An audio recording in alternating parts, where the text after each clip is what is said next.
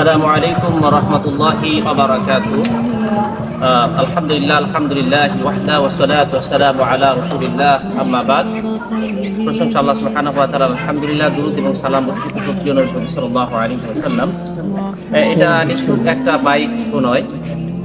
হযরত আলী রাদিয়াল্লাহু তাআলা আনহুর কাছে একটি আরোহী নিয়ে আসা হলে তিনি আরোহীর উপরে পা রাখার সময় বললেন, বিসমিল্লাহ, আলহামদুলিল্লাহ, সুবহানাল্লাযী সাখখারা লানা হাযা ওয়া মা কুন্না লাহু মুকরিনিন ওয়া ইন্না ইলা রাব্বিনা লামুনকালিবুন।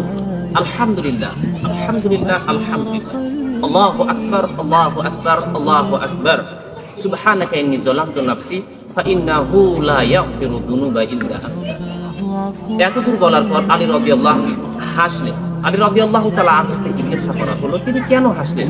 তিনি বলছেন, আমি রাসূলুল্লাহ সাল্লাল্লাহু আলাইহি ওয়াসাল্লামকে এরূপ করতে দেখেছি। অত্র হাদিসটি তিরমিজির ভিতরে বর্ণিত হয়েছে।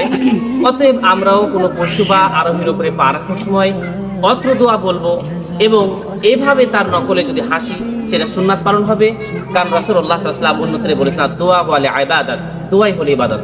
আল্লাহ সুবহানাহু ওয়া তাআলা যেন আমাদেরকে প্রত্যেক ক্ষেত্রে তাকে স্মরণ করা তৌফিক দান করেন। আমিন। আসসালামু আলাইকুম ওয়া রাহমাতুল্লাহি ওয়া বারাকাতুহু।